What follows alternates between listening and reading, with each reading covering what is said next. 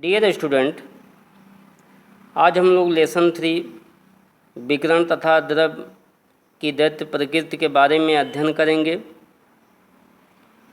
19वीं शताब्दी के अंत में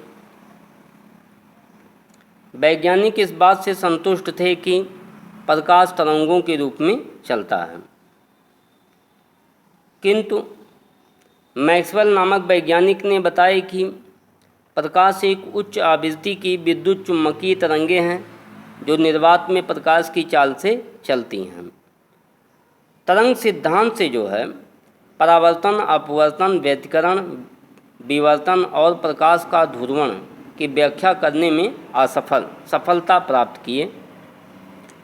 तरंग सिद्धांत से ये जो 5 प्रॉपर्टी लिखी गई है इसकी व्याख्या की जा सकती है, किंतु यहाँ पर 20वीं शताब्दी में जब प्रकाश वैद्युत प्रभाव की खोज हुई तो इसकी व्याख्या करने में तरंग सिद्धांत असफल रहा। अब पहले ये जो तरंग सिद्धांत माना गया था तो इस पे वैज्ञानिकों का यह मानना था अब किसी सिद्धांत की आवश्यकता नहीं है पड़ेगी हम लोगों को, अब ये तरंग सिद्धांत ही सभी की व्याख्या करेगा।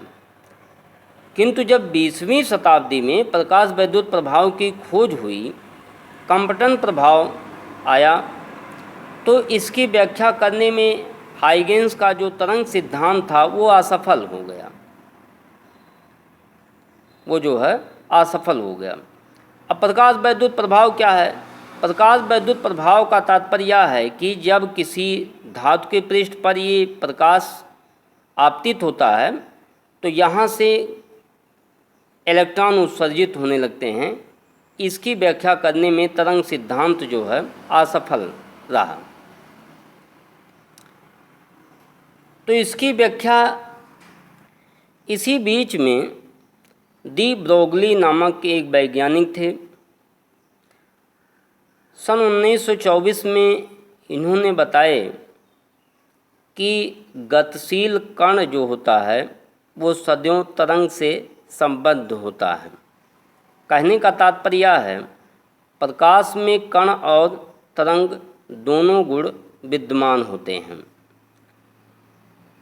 तो यहाँ इस अवधारणा को हम द्रव की दैत्य प्रकृति कहते हैं और इन तरंगों को द्रव तरंगें कहते हैं या डी ब्रोगली तरंगें कहते हैं, क्योंकि उन्होंने ही सबसे पहले बताए कि प्रकाश में कण और तरंग दोनों गुण विद्यमान होते हैं।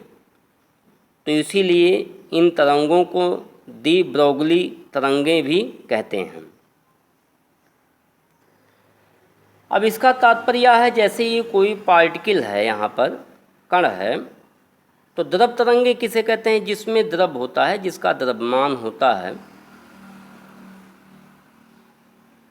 तो यहाँ पर जैसे मान लेते हैं कोई पार्टिकल है, अब ये कण है, तो ये कण जो होता है यही तरंग का रूप ले लेता है, यही आगे जो है ये आगे बढ़ता हुआ चला जाता है, तरंग की भांति आगे बढ़ता चला जाता है। किंतु हाइगेंस में ये माना गया था कि तरंग में जैसे 2 प्रकार की होती हैं, एक अनुप्रस्थ तरंगें, एक अनुदैर्ध्य तरंग होती है। तो उसमें ये माना गया था कि वहाँ जो तरंग के जो पार्टिकल होते हैं अपने ही स्थान पे कंपन करते रहते हैं, अपने ही स्थान पर वो कंपन करते रहते हैं। माध्यम में केवल ऊर्जा का स्थानांतरण, ऊर्जा जो है आगे बढ़ती जाती है। ये जो कण होता है यहाँ पर वो अपने ही स्थान पे कंपन करता है। किंतु अब यहाँ पर जो माना जा रहा है कि ये जो कण है वो माध्यम में आगे बढ़ता हुआ जा रहा है और एक तरंग का रूप होता है, माध्यम में आगे भी बढ़ेगा और वह तरंगों के रूप में आगे चलेगा। तो इसी बीच में प्लांक सिद्धांत, प्लांक नामक के एक वैज्ञानिक थे जिन्होंने अपना एक सिद्धांत प्रस्तुत किए। प्रकाश या विकिरण का उत्सर्जन जो होता है या अवशोषण वो लगातार ना हो करके ऊर्जा के छोटे छोटे बंडलों अथवा पैकेटों के रूप में होता है। प्लांक नामक वैज्ञानिक ने बताया कि प्रकाश का जो उत्सर्जन या अवशोषण होता है वो ऊर्जा के छोटे छोटे बंडलों अथवा पैकेटों के रूप में होता है। प्रत्येक पैकेट को फोटॉन या क्वांटा कहा जाता है। प्रत्येक पैकेट को फोटॉन या क्वांटा कहा जाता है। तो ये थ्योरी जो है प्रकाश वैद्युत प्रभाव की व्याख्या करने में सफल रहा। तो यहाँ सबसे पहले क्या माना गया था, प्रकाश जो है, प्रकाश का जो उत्सर्जन या अवशोषण होता है वो लगातार ना हो करके ऊर्जा के छोटे छोटे बंडलों अथवा पैकेटों के रूप में होता है, जिसे क्वांटा या प्रोटॉन कहते हैं। और एक प्रोटॉन की जो ऊर्जा होती है वो h होती है। अब h क्या है, h जो है यहाँ पर एक नियतांक है जिसका मान 6.6 गुणे 10⁻34 जूल इंटू सेकेंड होता है। यहाँ से h का मात्रक अगर आप निकालेंगे तो h बराबर हो जाएगा E/ν, और न्यू आवृत्ति है तो यहाँ इसका मात्रक बनेगा जूल इंटू सेकेंड। तो h प्लांक कांस्टेंट है जिसका मान इतना होता है और न्यू आवृत्ति है। तो विकिरण ऊर्जा की आवृत्ति है या प्रकाश की आवृत्ति है यहाँ पर।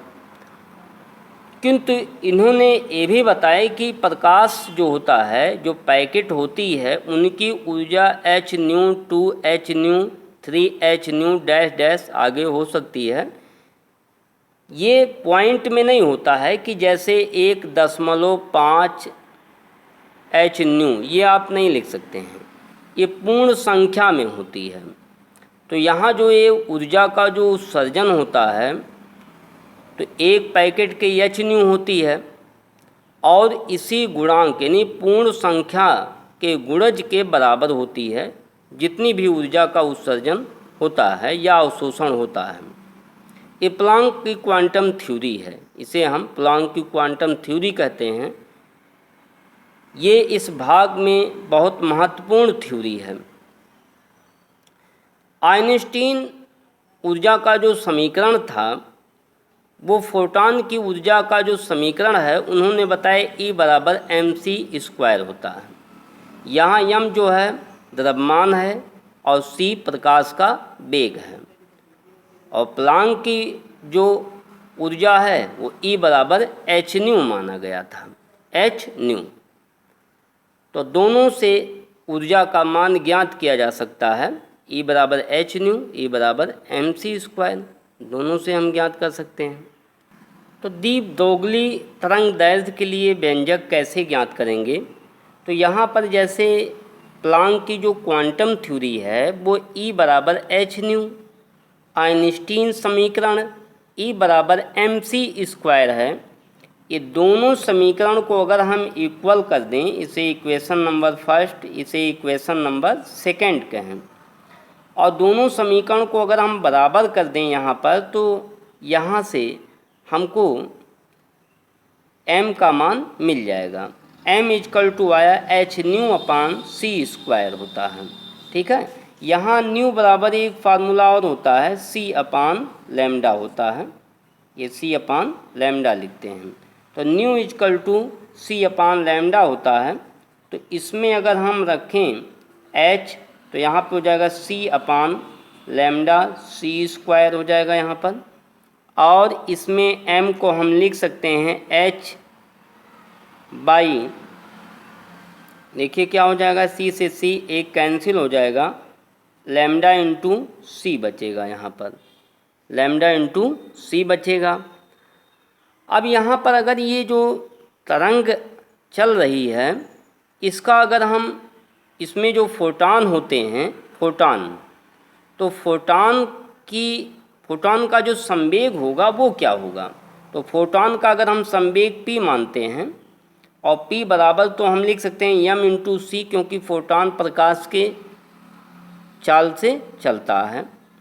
तो यहाँ m जो है गतिज द्रव्यमान, यहाँ पे जो इसका गतिज द्रव्यमान आया हुआ है h अपान लैम्डा सी आया हुआ है, इसमें मान रखा जाए तो h अपान लैम्डा इंटू सी और गुणे यहाँ पर c रखें तो c से कैंसिल हो जाएगा, तो यहाँ h अपान लैम्डा हो जाएगा। ठीक है, तो यहाँ पर ये जो P बराबर आया h अपान लैम्डा, फोटॉन संबंध तरंग दैर्ध्य का मान इससे ज्ञात किया जा सकता है। तो लैम्डा इक्वल टू हम लिख सकते हैं h अपान पी भी लिख सकते हैं। तो अगर मोमेंटम पता है, इसमें संवेग ज्ञात कर लें हम, तो इसकी वेवलेंथ आसानी से ज्ञात कर सकते हैं। ठीक है, तो यहाँ पर जो फोटॉन का द्रव्यमान यम है, यम का एक कण मान लिया जाए तो यहाँ से हम फोटॉन से संबंध तरंग दैर्ध्य का मान आसानी से ज्ञात कर सकते हैं। ओके, ये जो समीकरण आया हुआ है P बराबर h अपान लैम्डा, ये बहुत इम्पॉर्टेंट टॉपिक है, इसको आप खूब अच्छे से तैयार कर लेंगे। ये बोर्ड में बहुत ज़्यादा पूछा जाता है। दी ब्रोगली तरंग दैर्ध्य के लिए व्यंजक प्राप्त कीजिए।